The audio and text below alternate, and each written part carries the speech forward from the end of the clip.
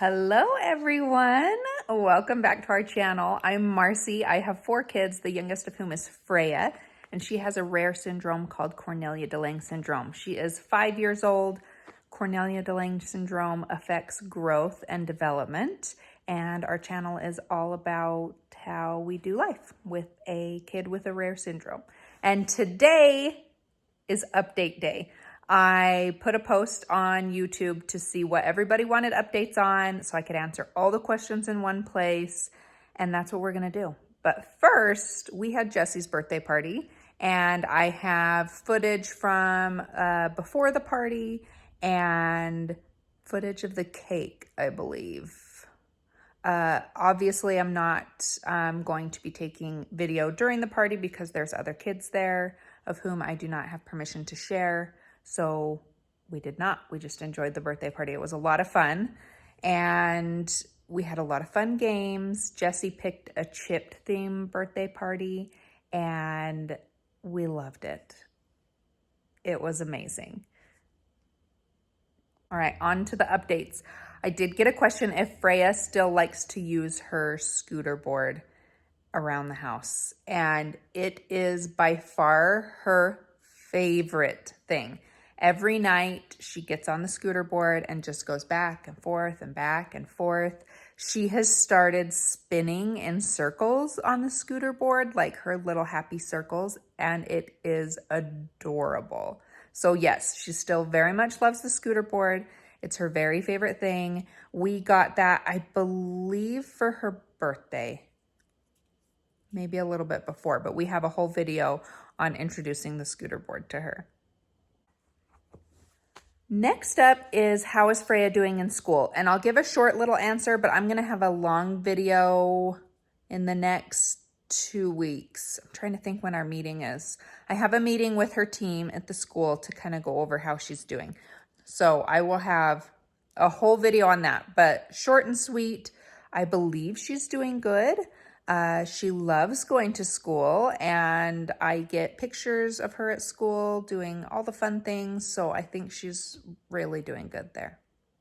The gate trainer. Freya. I'm told at school, she walks in it everywhere. They have taken out the seat in the gate trainer, so she is walking on her own in the gate trainer to the bus every day and all over school. She does not like the gate trainer at home, and we've tried different things. We've tried to make it fun at home, and she just prefers either her scooter board or crawling around at home. So I wish I had some footage to show you, but I don't. But supposedly at school, she's doing great and using the gate trainer all the time. I got a question on Freya's favorite sensory activities. Number 1 are her beans. It's always going to be the beans. Number 2 is spinning. And I have noticed she wants a lot more cuddling, and I don't know how to put, like, cuddling and then also crashing. That would be a good term for it. Crashing is a sensory thing where a kid will like throw themselves onto something. She's been loving doing that on her bed and on the nugget couch. So that movement and that quick stop, she has been loving that. And so we're kind of seeing a change from vestibular input to wanting some more proprioceptive input, which a lot of the teeth grinding is proprioceptive. We're noticing that a lot more. The hugging, cuddling, and then the crashing is all proprioceptive. So it's interesting to see kind of a little shift in that. One question was, how do Chris and I keep a strong relationship together while having all the extra stressors and things of having a child with a disability, plus having 4 kids in general is a lot. We have been trying to be better about making time for date night. Chris has taken that on himself, which is great. So he always will set aside a time to go and find someone to watch the kids while we go. And honestly, it is really difficult. It does put a lot of extra strain on a marriage and a relationship when you have added stressors. And Freya is not the added stressor, but all of the medical appointments, all the extra things we have to do for her schooling, all of that adds stressors. And it's hard, and I don't know if we're doing it right, but we are trying to be a little more intentional about going on dates because it's not something we've ever really done or been really good at. Someone asked, will Freya go to our kids' school or go to a special school? So in our city, there are a couple different schools that have special education in them. Luckily, we are in the boundaries for one of the schools that has special education. So she will go to our kids' school, but if we didn't live where we live, she could go to a different school, if that makes sense.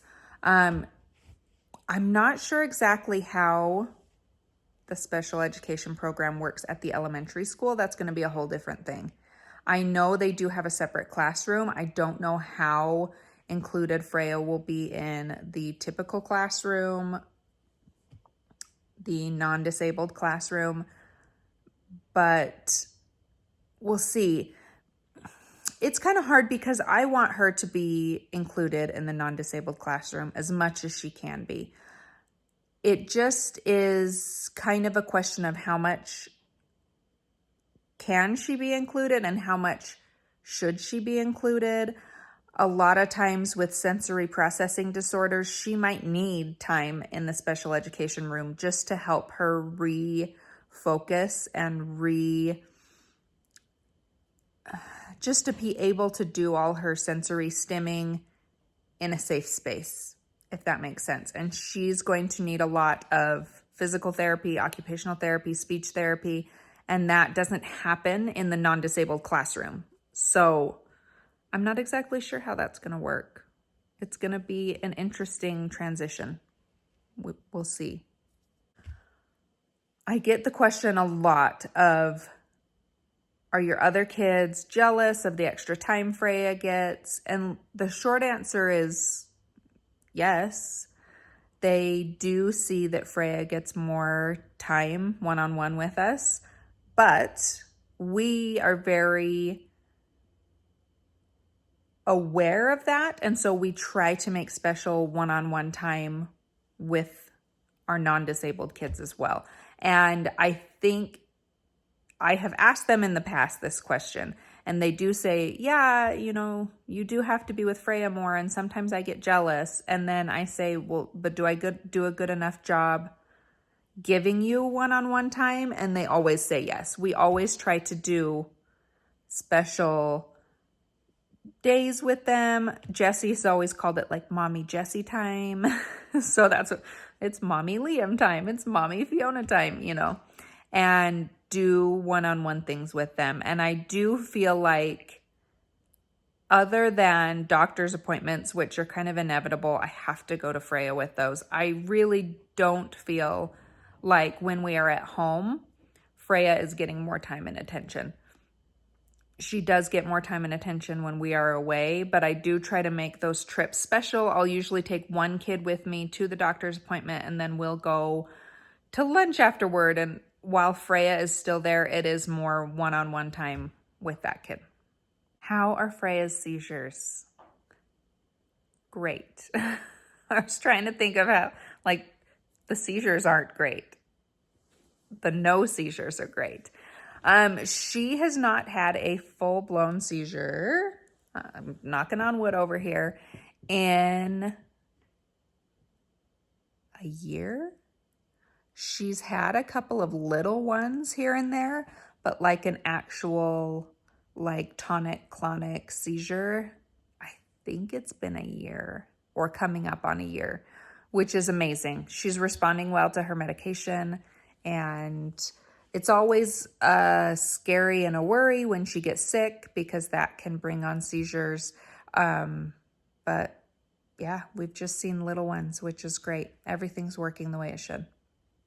I got a lot of questions on our summer bucket list. So if you're new around here, every summer we create a bucket list of things we want to do that summer. And it kind of gives us a physical, like visual, this is what we have done over the summer. So my kids, A, have a say in what we do over the summer, and B, can see all the things we've done. We're going to do another one. It's one of our favorite things we do. I don't have any ideas. I'm even trying to think if I don't even think we have anything planned for this summer. We would like to be vacation people, but like we just cannot afford to be vacation people. And that's kind of where we're at. I used to work full time before we had Freya, and now I don't. And while I do get some income from doing YouTube videos, it does not replace what my full-time income was. And we just can't afford to go on expensive vacations, which I wish we did, but we just don't. That's kind of the reality of having a kid that needs full-time care. And in our state, we do. We have a caregiver compensation program, but the hours that I get are so minimal, we do not get enough to make a difference.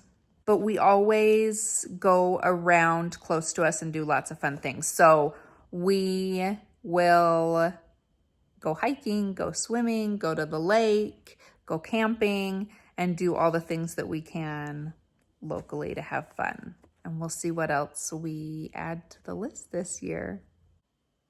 I've gotten this question a lot, both in person and from YouTube. Has Freya grown because she looks so much bigger? Depending on which measurements you take, in the last year, she has grown 2 or 3 inches and has gained 2 pounds. So with Cornelia-de-Lange syndrome, growth is a struggle all their lives. They take more calories to gain weight, and they grow really slowly, especially with Freya's specific gene change. There are 7 different gene changes, with more that they are trying to get classified. So there's a lot of different ways it affects people, but specifically with Freya's gene change, they are very little and grow very slowly. So to have 2 inches and 2 pounds weight gain is huge. We're so excited. It's kind of always a stressor that we have. Freya does not have a G-tube. She used to have an NG tube, which went down her nose into her stomach, and has not had that since she was an infant. But it's always something that we know we might have to do at any point to help Freya get the calories she needs and to grow. And every time her weight stalls out, before she gained these 2 pounds, she was 20 pounds for a year and a half or something wild like that. So it's always a worry of, is she getting enough nutrition? Do we need to be giving her a G-tube? Should we not? Back and forth, back and forth. So I'm so happy that she's gained 2 pounds and grown 2, maybe 3 inches in the last year. And the last question was, when she does those contact naps where she sleeps on top of me, how long will she sleep? That was what I posted the picture of with, do you guys have any questions or updates? It depends on the day. Sometimes Freya will sleep for 20 minutes. Sometimes Freya, like the picture I shared, that was on Sunday, she slept for 4 hours with me on the couch. So it literally just depends on how tired she is. Ironically, I was going to say how much is going on around her, but we had the TV on, the kids were in and out. It wasn't like it was super quiet, but she just needed a good long nap, which is great. So I love the long nap days. I love the extra cuddles. Okay, I forgot one last update, but I need a trigger warning. If you don't like spiders, please look away. Someone asked about Fiona's pet spider and if it was still alive. And yes, we're catching her eating a cricket. Look how big She started out, probably, do you see that speck on top? She probably started out that small, and she is giant. I thought that she was dead because she had crawled in, that's her little hammock there. She had crawled in her hammock and did not come out for months. And I was like, oh, for sure she's dead. She's not. She's alive and well. And huge, like huge. She's doing great. Fiona loves her. She'll be super excited that I caught this video of her because she does spend a lot of time in her little hammock. She doesn't come out a lot. So there she is, giant, doing great.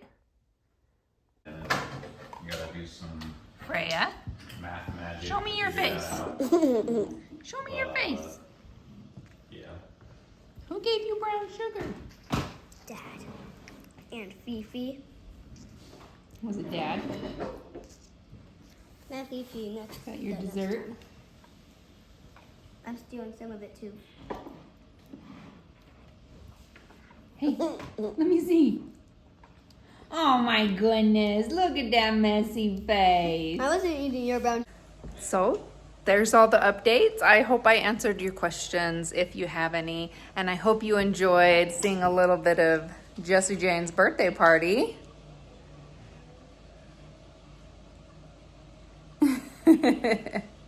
And I hope you will come and see what we're up to next time. We'll see you then.